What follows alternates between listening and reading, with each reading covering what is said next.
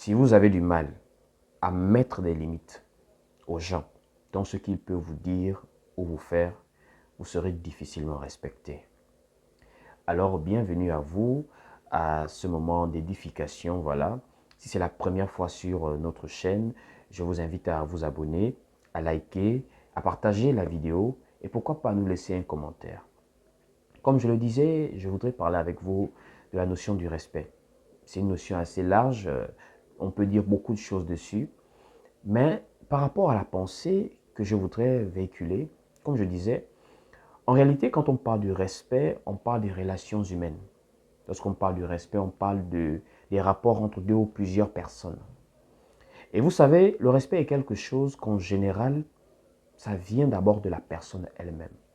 Comme on dit souvent, pour respecter les autres, il faut se respecter soi-même.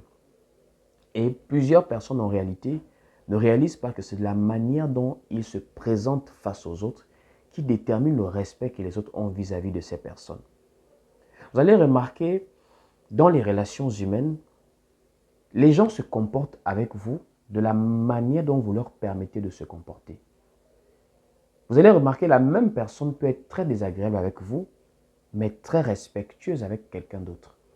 Alors que quand vous regardez l'autre personne, et vous, par exemple, vous vous dites, mais pourquoi telle personne respecte plus l'autre par rapport à moi?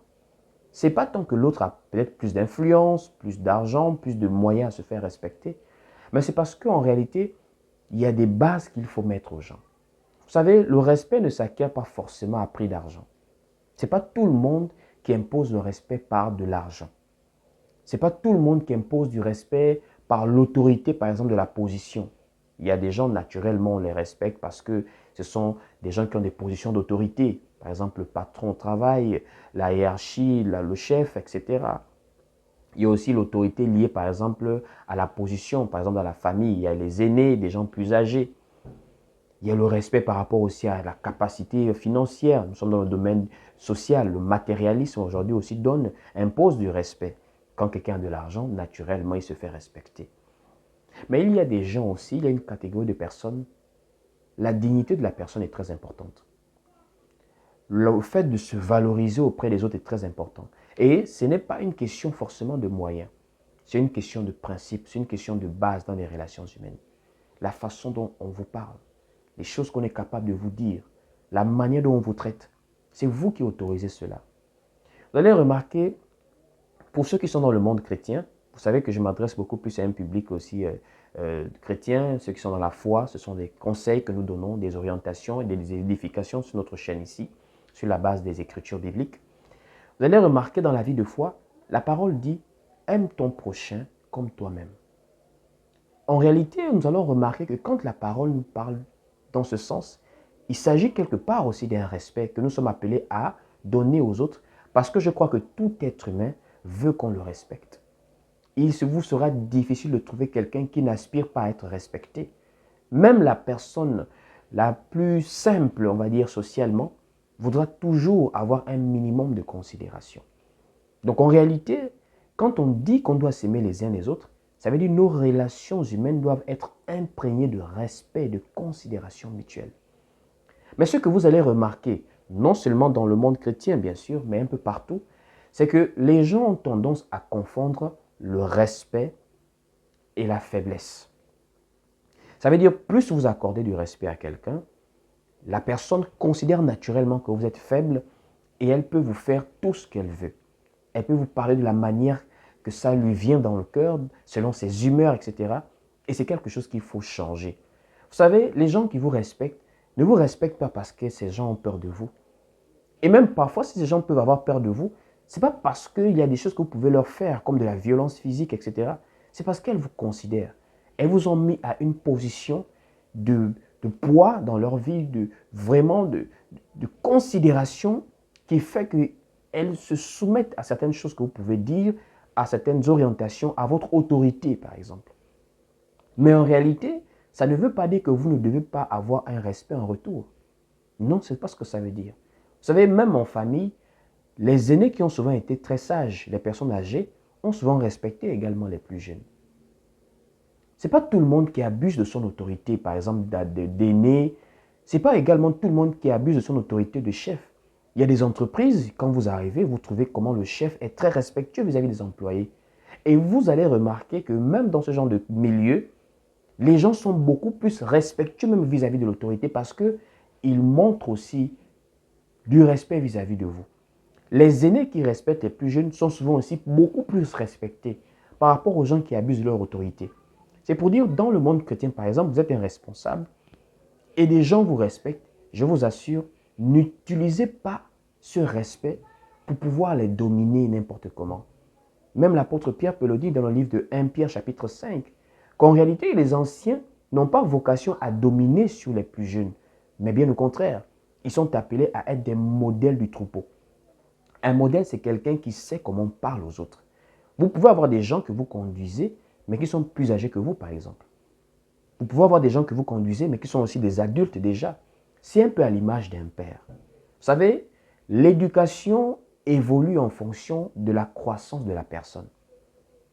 Quand quelqu'un est tout petit, on surveille avec une certaine autorité, on peut sévir, on peut mettre des petites punitions par rapport aux bêtises que l'enfant peut faire. Et quand l'enfant grandit au fur et à mesure, on commence peut-être à orienter par des petits conseils, par des petites orientations. Et plus l'enfant prend de l'âge, l'enfant devient mature, on commence à parler même comme un ami à la personne en termes de conseils, par rapport à l'expérience de vie. Et c'est aussi comme cela, même dans les relations humaines. Si vous êtes dans le cadre, par exemple, de l'assemblée, et que les gens que vous conduisez, observez les gens. Regardez comment est-ce qu'il faut s'adresser à eux. Regardez comment est-ce qu'il faut les conduire. Ça ne veut pas dire qu'il faut avoir peur de parler aux gens, qu'il faut avoir peur de leur dire des vérités. Surtout s'ils ont des comportements, s'il y a des actes à reprendre, s'il y a des actes répréhensibles, c'est tout à fait normal de reprendre les gens. Mais vous allez remarquer, il y a des gens en réalité, dans la position d'autorité que ces personnes ont, elles finissent par commencer à avoir de l'abus même de langage. Ça veut dire qu'on s'adresse à des pères, à des mères de famille, à des gens qui sont déjà âgés, d'un certain âge, à des gens qui ont des responsabilités déjà, des charges dans la vie. Mais on s'adresse à eux comme des enfants. Et ce n'est pas bien. Ce n'est pas que ces personnes sont récalcitrantes. Le respect est quelque chose de fondamental dans la vie de quelqu'un. Une personne qui ne se sent pas respectée ne peut pas s'épanouir dans un milieu. Une personne qui se sent méprisée, qui se sent négligée, qui ressent vraiment le manque de considération à son égard, ne peut même pas déployer des prouesses pour pouvoir mettre en œuvre sa participation dans une cause. C'est un peu même dans les relations humaines, prenons un peu les relations amoureuses, dans un mariage, dans un couple. Vous savez, ce n'est pas parce que l'homme est l'autorité qu'il doit mépriser la femme. L'autorité de l'homme, ce n'est pas le mépris de la femme, puisque la relation de la femme et de l'homme est à l'image de la relation de Christ et de l'Église. Mais Christ respecte l'Église, il l'aime, il se donne pour elle, il la nourrit, il la purifie, il la sanctifie. Voici pourquoi la parole dit que l'homme doit aimer sa femme comme son propre corps. Alors véritablement, si on aime sa femme comme son propre corps, on ne peut pas la dénigrer, on ne peut pas lui manquer de respect, on ne peut pas lui parler avec mépris, on ne peut pas la violenter.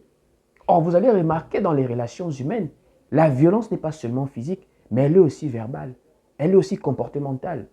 Surtout quand des gens déploient des efforts pour vous respecter, pour vous considérer, vous devez faire l'effort également de leur rendre l'appareil.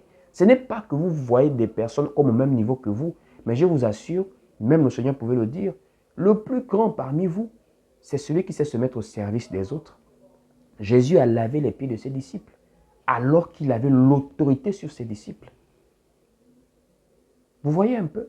Jésus a multiplié le pain et le poisson. Jésus a pris du pain, il a découpé, il a partagé.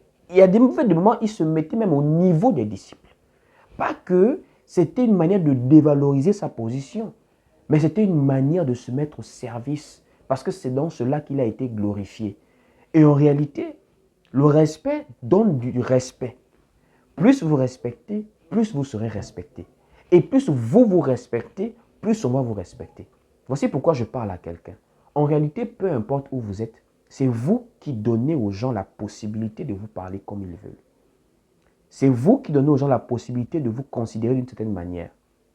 Quand vous êtes un homme avec une femme, il faut savoir mettre des bases. Il faut savoir mettre des limites. Même s'il y a des disputes, même si on peut comprendre que dans tous les couples, il y a des hauts et des bas, mais il faut éviter de normaliser des comportements déviants. Ce n'est pas parce qu'on n'est pas content qu'on doit parler avec irrespect, qu'on doit parler avec impolitesse, qu'on doit parler avec désinvolture à l'homme. C'est comme aussi l'homme, ce n'est pas parce qu'on n'est pas content qu'on doit parler avec mépris, qu'on doit être violent avec la femme. Il faut pouvoir se donner des limites dans ce que nous faisons. C'est comme dans les relations humaines.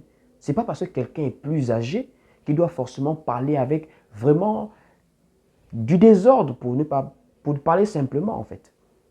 Ce n'est pas parce que quelqu'un est chef qu'il doit mépriser en fait ces gens qui sont sous sa tutelle, sous son autorité. Ce n'est pas parce qu'on est responsable dans le milieu chrétien qu'on doit forcément parler aux autres comme cela ne se doit pas. Apprenez à vous faire respecter et apprenez aussi à respecter les autres. C'est très très important, le respect dans les relations humaines. Que Dieu vous bénisse. Nous sommes arrivés au terme de ces moments. Vraiment, partagez massivement la vidéo, likez, abonnez-vous comme je disais. Si vous voulez nous contacter, voilà, nous sommes joignables au plus 241 74 31 70 87. Abonnez-vous, regardez nos différentes publications, nos enseignements que nous avons également ici, là. Et si ça vous intéresse, contactez-nous afin qu'on puisse vous suivre en inbox par rapport à la parole de Christ. Que Dieu vous bénisse. Shalom, paix et grâce à tous.